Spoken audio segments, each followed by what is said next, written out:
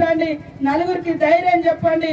రాబోయేటువంటి కాంగ్రెస్ పాలనలో ఇలాంటి దుర్మార్గాలన్నీ చెక్ పెట్టి రైతు రాజ్యం, పేదల రాజ్యం, ఎవరైతే సాగు చేసుకుంటున్నారో వాళ్లకు సర్వ హక్కులు ఇచ్చే విధంగా ఈ ధరణిని రద్దు చేస్తాం. ఏదైనా డిస్ప్యూట్ ఉంటే నలుగురు రైతుల సమక్షంలో సర్వేలు చేసి వాళ్లకు ఇవ్వడం జరుగుతుంది తప్ప ఏసీ రూములలో కూర్చొని ఒకరి పట్ట ఒకరికి.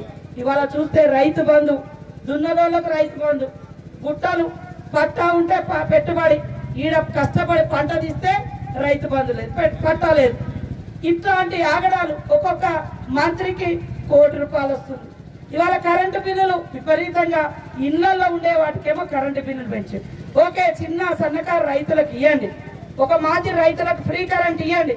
200 ఎకరాలు 300 ఎకరాలు ఉన్న వాళ్ళు కూడా ఫ్రీ కరెంట్ ఇచ్చి 2 బుగ్గలు 3 బుగ్గలు ఒక ఫ్యాన్ ఉన్నటువంటి చిన్న సన్నకారులకేమో కరెంటు పెంచి ఇళ్లలో. అవునా కాదా?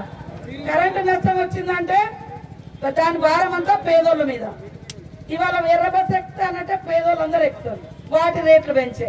ఇవాళ ఈ రోజు ఉన్నటువంటి పరిస్థితి, ఈ ప్రభుత్వము అచ్చంగా వాళ్ళకు దగ్గర ఉండేటువంటి కొన్ని వ్యక్తులకు, కొంతమంది వ్యక్తులకు, కొన్ని శక్తులకు వాళ్ళు మరింత భూస్వాములై ఫామ్ హౌస్లు కట్టుకొని పెద్ద పెద్ద వాళ్ళే మొదటి నుంచి ఉన్నోళ్ళు కాదు, పేదల భూములన్నీ కబ్జా చేయడం, వాళ్ళు ఇవాళ ఆక్రమించుకోవడం, మనలాంటి వాళ్ళని ఇబ్బంది పెట్టడం. ఇది ఈనాడు ఉన్నటువంటి పాలన.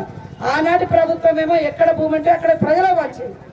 ఈనాటి భూమి ప్రభుత్వం ఏమో ఎక్కడ గవర్నమెంట్ భూమి అనే పేరుతోటి 30-40 ఏళ్ల కింద ఉన్నటువంటి రికార్డు తీసి ఇది ప్రభుత్వ భూమి అని చెప్పి వీళ్ళు గుంజుకోవడం, గవర్నమెంట్ గుంజుకోవడం. నేను ఒక్కటే మళ్ళీ చెప్తున్నా, అది గవర్నమెంట్ భూమి, అది భూస్వాముల భూమి, అది అటవీ భూములు. కాబట్టే ప్రాంత ప్రభుత్వాలు, కాంగ్రెస్ ప్రభుత్వం ప్రధానంగా ఇందిరమ్మ గారు 40 లక్షలకు పైగా ఎకరాలు అన్ని దళితులకు, పేదలకు, గిరిజనులకు, బీసీ వర్గాలకు పంచింది. ఈ ప్రభుత్వము అదే హైదరాబాద్ చుట్టుపక్కల కూడా అనేక మంది దగ్గర భూములు తీసుకొని రియల్ ఎస్టేట్ వ్యాపారం చేస్తుంది.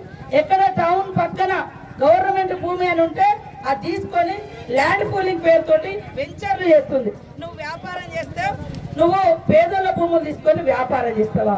మొన్న ఇక్కడ మా వరంగల్లో కేటీఆర్ గారు వచ్చి 25,000 ఎకరాలు రైతుల దగ్గర తీసుకొని వెంచర్లు చేస్తుంటే దాన్ని అడ్డుకున్నందుకు.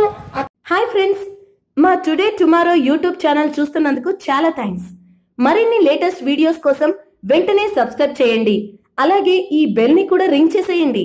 మా నోటిఫికేషన్స్ అన్ని మీ మొబైల్లో వస్తాయి. అలాగే మా వీడియోస్ మీకు నచ్చితే లైక్ చేయండి, షేర్ చేయండి, నచ్చకపోతే కామెంట్ చేయండి.